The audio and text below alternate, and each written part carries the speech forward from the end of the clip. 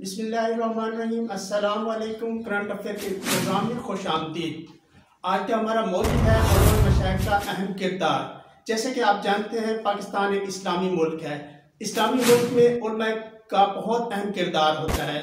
اسی سلسلے میں آج ہم نے اسٹوڈیو میں دعوت دی ہے ممتاز عالم الدین شیخ الحدیث پیر علامہ چراغ الدین شاہ صاحب موجود ہیں ہمارے ساتھ اسٹوڈیو میں۔ ان سے جانتے ہیں، ان کی آج ملاقات ہوئی ہے صدر مملکت پاکستان کے ساتھ، کیونکہ ایک خاص وقت جو تھا ایک معاملات کو طے کرنے کے لیے ان کے ساتھ موجود تھا، اور یہ معاملات کیا طے ہوئے صدر مملکت کے ساتھ ان علماء کرام کے کہ کرونا وائرس کی وبا جو موجودہ صورتحال ہے، اس صورتحال میں ان کا کیا کردار ہے علماء کرام کا، اور کیا یہ ہمیں بتائیں گے۔ جی پیر چراغ الدین شاہ صاحب بتائیں کہ معاملات کہاں تک آپ کے طے پائے ہیں۔ بسم اللہ الرحمن الرحیم۔ ہمیشہ کے لیے قوموں کے اوپر امتحانات آتے رہتے ہیں، لیکن وہی قوم ہمیشہ کامیاب رہتی ہے اور اللہ ان کو امتحان میں کامیابی دیتے ہیں جن کے صفوں میں اتحاد اور اتفاق ہو۔ اتفاق جس صفوں پر ہوگی اللہ کی مدد بھی ان کو شامل حال ہوگی۔ اس وقت پوری دنیا میں عالم اسلام میں پاکستان میں جو کرونا وائرس نے ایک وبائی شکل اختیار کی ہے، ہر مسلمان ہر انسان اس میں پریشان ہے۔ پوری بڑی قوتیں بھی پریشان ہیں جن کو تدبیر نہیں آتی۔ الحمدللہ ہمارے پاکستان کے حکمران، خصوصاً ہمارے صدر پاکستان جو صاحب بصیرت، صاحب علم ایک شخصیت ہیں، اور اسی طرح ہمارے وزیر اعظم جناب عمران خان صاحب جو مخلصانہ طور پر اس ملک کی سلامتی کے لیے، حیثیت کی بقا کے لیے وہ ہمہ وقت کوشش کر رہے ہیں، اور اس وقت وہ بڑے فعال نظر آتے ہیں اور جہاں پیشانی سے کام کرتے ہیں۔ لیکن کچھ مساجد کے بارے میں، نمازوں کے بارے میں خدشات تھے، اور اسی طرح ہمارے قانون نہیں تھا۔ سندھ کا الگ تھا، پنجاب کا الگ تھا، بلوچستان کا الگ تھا، صوبہ خیبر پختونخوا کا الگ تھا۔ پکڑ دکڑ مساجد کے گیٹوں میں جمعے کے دن پولیس آ کر لوگوں کو نمازوں سے روکتی تھی۔ کئی ائمہ نے جو نماز پڑھائی ان کے خلاف مقدمے ہوئے، کیس ہوئے، پرچے ہوئے، گرفتاریاں ہوئی۔ یہ مخدوش حالات تھے، اور رمضان مبارک کی آمد تھی۔ ہمیں خطرہ یہ تھا کہ خدا نہ کرے کہ ہمارے اختلافات کی وجہ سے ہم رمضان مبارک کی برکات اور فیوزات سے کہیں محروم نہ ہو جائیں، اور رمضان کا مہینہ وہ مہینہ ہے جس میں انسان اللہ کے قریب ہوتا ہے، کہیں قریب ہونے کے بجائے ہم دور نہ ہو جائیں۔ یہ ہمیں خدشات تھے، لیکن الحمدللہ آج جو چاروں صوبوں اور بشمول گلگت بلتستان اور کشمیر، تمام صوبوں کے علماء و مشائخ اور وہاں کے سربراہ، گورنر حضرات اور وہاں چیف سیکرٹری اور وزرائے اعلیٰ، یہ سارے کے سارے لینڈ پر تھے، اور ہم اسلام آباد میں صدر پاکستان اور مذہبی امور کے وزیر جناب نور اللہ قادری صاحب کے ساتھ تھے۔ تو مختلف تجاویز آئیں، لیکن الحمدللہ وہ تمام تجاویز جو تھی وہ کوئی منفی انداز نہیں تھا، مثبت انداز تھا، کیونکہ علماء کرام پر بھی بہت بڑی ذمہ داری عائد ہوتی ہے۔ اس ملک کے بنانے میں علماء نے بڑا کلیدی کردار ادا کیا ہے۔ اس کے بچانے میں اور انسانی ہمدردی میں علماء پر بہت بڑی ذمہ داری عائد ہوتی ہے کہ وہ اس میں پیش ہوں، لیکن وہ ذمہ داری ایسے نہ ہو کہ جس میں اللہ اور اللہ کے رسول کی نافرمانی ہو جائے، ناراضگی ہو جائے، بجائے فائدے کے نقصان ہو جائے۔ الحمدللہ ہمارے توقع سے بھی زیادہ اچھے فیصلے ہو گئے۔ آج ہمارے صدر پاکستان نے جو 8 نکاتی تمام علماء اور مشائخ کے آراء کو سامنے رکھ کر جو 20 نکاتی پروگرام نے مرتب کیا، وہ پروگرام بھی آپ کے سامنے پیش کرتا ہوں کہ مساجد امام بارگاہوں میں قالین یا دریاں نہ بچھائی جائیں، صاف فرش پر نماز پڑھی جائے گی۔ اگر کچا فرش ہو تو صاف چٹائی بچھائی جائے۔ 3 نمبر یہ ہے کہ لوگ گھر سے اپنے جانماز لا کر اپنی نماز پڑھنا چاہیں، ایسا اچھا کام ہے، ایسا کریں۔ نمبر 4، نماز بیشتر اور بعد میں مجمع لگانے سے گریز کیا جائے، کوئی ایسے مجالس نہ ہو تاکہ لوگ ایک دوسرے کے قریب ہو کر کہیں بیماری میں مبتلا نہ ہو۔ نمبر 5، جن مساجد و بارگاہوں میں صحن موجود ہو وہاں ہال کے اندر پڑھنے کے بجائے صحن میں نماز پڑھائی جائے، چاہے وہ تراویح کی نماز ہے، چاہے وہ باقی 5 وقت نمازیں ہیں۔ نمبر 6، 50 سال سے زیادہ عمر کے لوگ، نابالغ، چھوٹے اور جن کو نزلہ، زکام وغیرہ کے مریض ہوں، ان کو بھی مساجد میں سے دور رکھا جائے، وہ نہ آئیں، اپنے گھروں کے اندر وہ نماز پڑھیں۔ نمبر 7، مسجد اور امام بارگاہ کے احاطے کے اندر تمام تراویح کا اہتمام کیا جائے، سڑک اور فٹ پاتھ پر نماز پڑھنے سے اجتناب کیا جائے۔ اسی طرح نمبر 10، مسجد اور امام بارگاہ میں صف بندی کا اہتمام اس انداز سے کیا جائے کہ نمازیوں کے درمیان 6 فٹ کا فاصلہ، درمیان کا مطلب یہ ہے کہ ایک صف آگے ہو، دوسری صف پیچھے ہو، 6، تاکہ کیونکہ یہ وارث جو ہیں یہ دائیں بائیں نہیں جاتے، آگے جاتے ہیں، لہذا اگر فاصلہ 6 فٹ کا ہوگا تو اس میں اس کے بڑا احتیاط ہو سکتا ہے کہ فیصلہ ایک نقشہ جو ہے وہ بھی یعنی تیار کیا گیا ہے جو سب کو پہنچایا جائے گا کہ کس طرح کھڑے کی جائیں۔ نمبر 11، مساجد اور امام بارگاہوں کی انتظامیہ ذمہ دار افراد پر مشتمل ایک کمیٹی بنائی جائے جو احتیاطی تدابیر پر عمل یقینی بنانے میں ممد و معاون ہو۔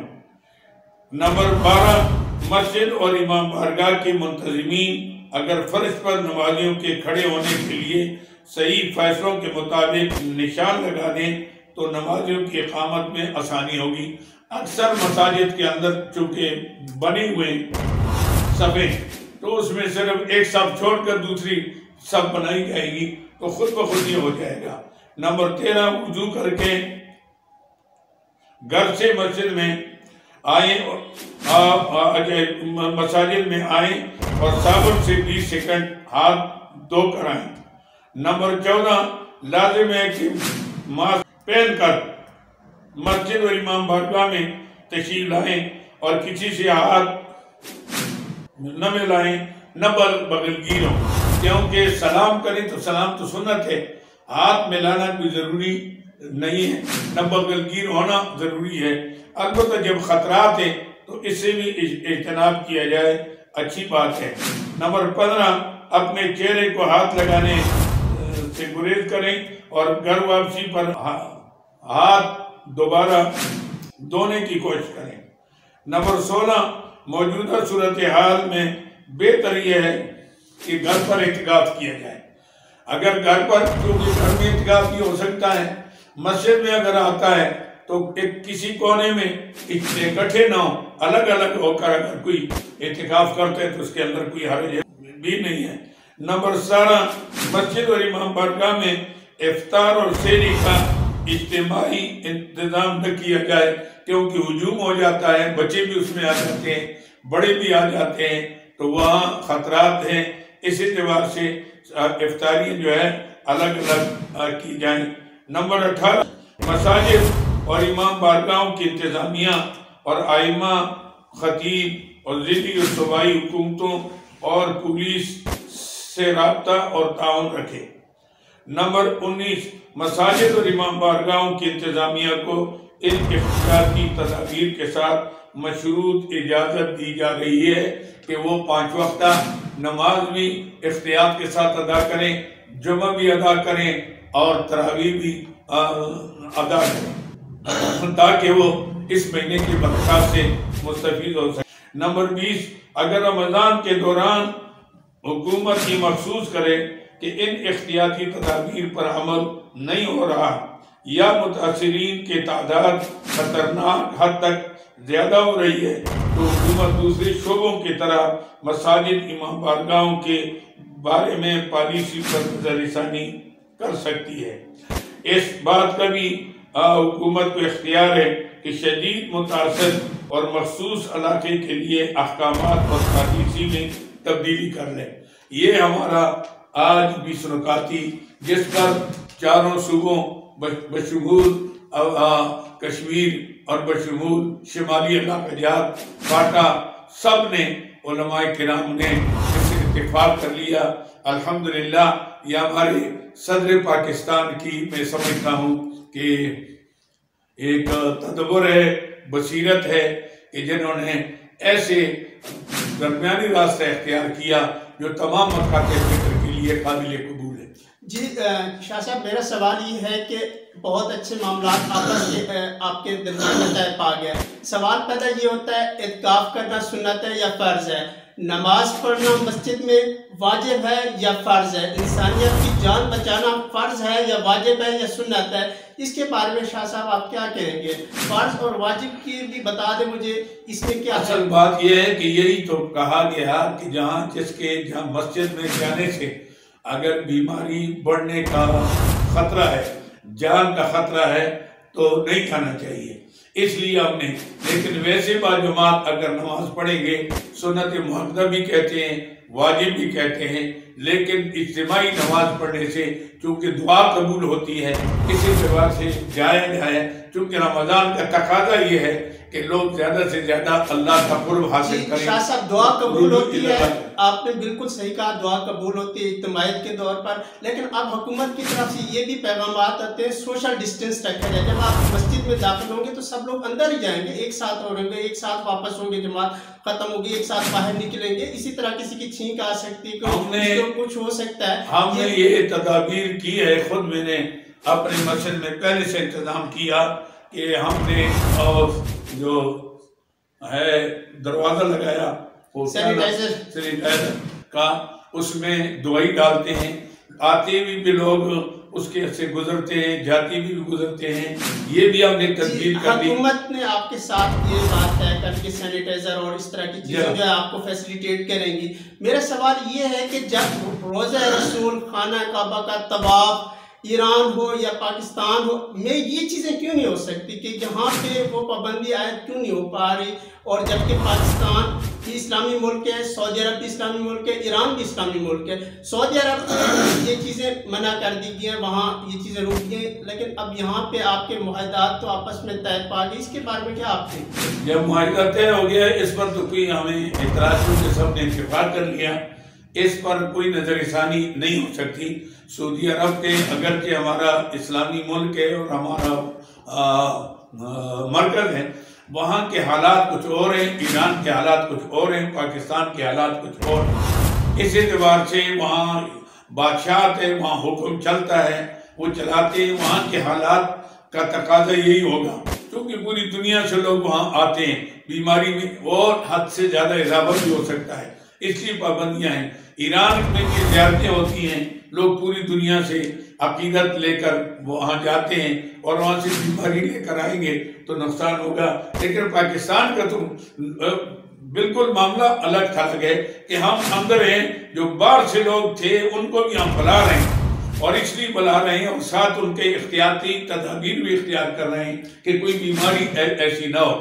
لیکن یہاں اگر مساجد، مدارس، جس طرح پہلے اعلان ہوا مدارس طرح کے ہمارے امتحانات ہو رہے تھے اور اس وقت ضرورت تھی اور لاکھوں کی تعداد میں طلبہ، لیکن ہم نے یہی قربانی کی، اس وقت ضرورت تھی کہ بھئی امتحان پھر بھی ہو سکتا ہے۔ بالکل، آپ نے بہت اچھا اقدامات کیے تھے، حکومت کے ساتھ آپ متحد ہو گئے تھے، آپ نے امتحانات وفاق المدارس کے ختم کر دیے تھے، اس وقت آپ کا بہت اچھا تعاون تھا، ہر دور میں آپ کا تعاون اچھا ہوتا ہے۔ ابھی یہی ہمارا بہت اہم جو دور چلا ہوا ہے جس میں کرونا وائرس ہے، جس میں بہت زیادہ خطرہ ہے، وبا پھیل گئی ہے، وبا کے دنوں میں کہا جاتا ہے اسلام میں جہاں پر ہیں آپ وہاں پر ہیں۔ اب ملک پاکستان میں ایک طرف تو آپ کے ساتھ معاہدات کی حکومت کر رہی ہے، دوسری طرف یہ ہو رہا ہے کہ جو باہر کے لوگ ہیں غیر ملک سے وہ پاکستان میں آ رہے ہیں۔ اس پر کسی علماء کرام نے کوئی فتویٰ، کوئی چیز نہیں کی حکومت کے سامنے پیش کہ جیسے کہ ایک حدیث ہے کہ جب وبا پھیل جائے تو آپ جہاں پر ہیں وہاں پر ہیں، یہ حدیث ایک بار آپ خود بھی سنا دیں اور اس کے بارے میں بتا دیں۔ اصل بات یہ ہے کہ یہ تو ٹھیک ہے کہ جب میں پنڈی میں ہوں اور یہاں بیماری ہے تو مجھے نکلنا نہیں چاہیے، اور اگر میں باہر ہوں، اسلام آباد میں ہوں، تو مجھے پنڈی نہیں آنا چاہیے۔ لیکن باہر سے تو ان لوگوں کو بلایا جاتا ہے جو پھنسے میں غریب، جن کا وہاں کوئی فرسان حال ہی نہیں، کوئی ایئرپورٹ پر بیٹھے ہوئے ہیں، کوئی فٹ پاتھوں پر بیٹھے ہوئے ہیں۔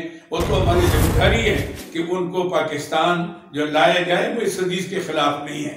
باقی مسئلہ یہ ہے کہ جہاں تک ضرورت تھی ہم حکومت کے ساتھ ہر ممکن تعاون کرتی بھی کریں گی۔ ہماری سب سے بڑی ذمہ داری ہے، حکومت سے بھی ہماری بڑی ذمہ داری ہے کہ علماء ورثۃ الانبیاء، یا انبیاء علیہ السلام کے ایک وارث ہیں، انسانیت کے ساتھ خیر خواہی، ہمدردی۔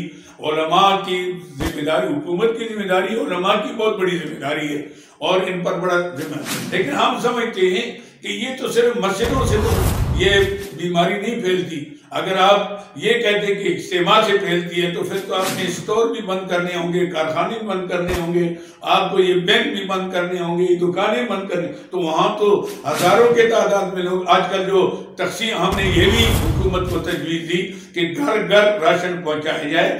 یہ جو تم سارے ہزاروں آدمی کو اکٹھے کر دیتے ہو اور وہاں راشن تقسیم ہوتا ہے تو وہاں، اور یا وہاں غلط تقسیم کرتے ہو یا پیسے، تو اس سے بھی بیماری پھیلتی ہے۔ مسجد میں تو اسی نہیں پھیلتی تو صفوں میں فاصلہ ہو گیا۔ دوسرا یہ ہے کہ آتے جاتے بھی ہاتھ میں دھوئیے، سارے جو احتیاطی تدبیریں ہم نے کر لی، تو مسجد تو شفا کا مراکز ہیں۔ لیکن جہاں شر کی جگہ ہے، بازار، حضور نے فرمایا، تو وہاں تو ہزاروں اکٹھے ہوتے ہیں۔ تو یا تو کہیں بھی اکٹھے نہ ہوتے تو ہم سے چلو مسجد میں بھی نہ ہو، لیکن ادھر تو اکٹھے ہوتے ہیں۔ تو مسجد میں آنا تو عبادت کے لیے آتے، پھر بھی احتیاط سے آتے، اور وہاں کوئی احتیاط نہیں ہے۔ جہاں احتیاط نہیں ہے وہاں لوگ جمع ہو رہے ہیں، جہاں احتیاط ہے تو ہم کہتے ہیں کہ یہاں تو احتیاط کے ساتھ آؤ۔ احتیاط فرض ہے، لازم ہے، لیکن عبادت بھی فرض ہے، اور اس وقت ضرورت ہے کہ ساری قوم اللہ کی طرف رجوع کر کے، کیونکہ ہماری بدعمالی کی وجہ سے فحاشی، عریانی، بے حیائی، یہ بیماریاں ہیں جس کی وجہ سے یہ وبا آتی ہے۔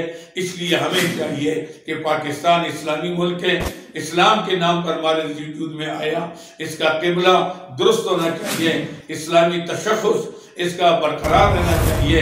ہمارے ملک میں کوشش کریں کہ ہم بھی جو ریانی ہے اس کا ہم حوصلہ شکنی کریں، اور آہستہ آہستہ لوگوں کو اسلامی اصولوں کے طرف ہم لائیں، بحیثیت مسلمان کے جو ہماری ذمہ داریاں ہیں ہم اس کو پورا کریں۔ بہت شکریہ شاہ صاحب، آپ نے بہت معلومات جو ہے کھل کر بیان کی ہیں ہمارے سامنے، بہت مستفید کیا ہے عوام کو۔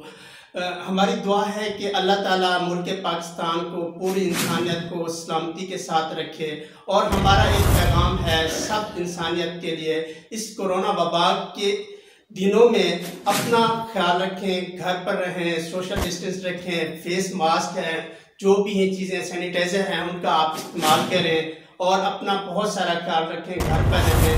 پروگرام کا وقت ختم ہو جاتا ہے۔ سب سے آخری دعا اگر میں کہتا ہوں جی، کہ سب سے بڑی بات یہ ہے کہ سارے احتیاطات کے ساتھ بھی اللہ سے اپنا رابطہ اور دعا کرنا، اعوذ بکلمات اللہ التامات من شر ما خلق، یا بسم اللہ الذی لا یضر مع اسمہ شیء فی الارض ولا فی السماء وهو السمیع العلیم۔ اور اسی طریقے سے سورہ المؤمنون کی آخری 5 آیاتیں وہ ہمیشہ کے لیے افحسبتم سے، اب یہ اس کا ورد رکھا جائے، ہر مسلمان مرد عورت اس کے ورد کریں، ضروری کریں۔ اور دوسرا، ایک بزرگ نے جو خواب دیکھا، جو 2 جہان کے سردار صلی اللہ علیہ وسلم نے وظیفہ بتایا، اس وقت ایک بڑے بزرگ ہیں، میں نام نہیں لیتا، لیکن انہوں نے کہا کہ 3 دفعہ درود شریف پڑھ کے، 3 دفعہ سورہ فاتحہ پڑھ کے، 3 دفعہ سورہ اخلاص پڑھ کے، 313 دفعہ حسبنا اللہ و نعم الوکیل پڑھ کے، پھر 3 دفعہ درود پاک پڑھیں، تو انشاءاللہ اس وبا سے، اس بیماری سے آپ محفوظ رہیں گے۔ جی یہ تو ایک اسلامی علاج آپ کو روحانی علاج بتا رہے تھے شاہ صاحب، اور میں اپنے جو میسیج دینا چاہوں گا پیغام ہوگا، یہی پیغام ہوگا، گھر پر رہیے، سوشل ڈسٹینس رکھیے، فیس ماسک کا استعمال کیجیے اور اپنے چاہنے والوں کی زندگی کو بچائیے۔ پروگرام کا وقت اختتام کو ہوتا ہے، اجازت دیجیے اپنے میزبان کو، شکریہ، اللہ حافظ۔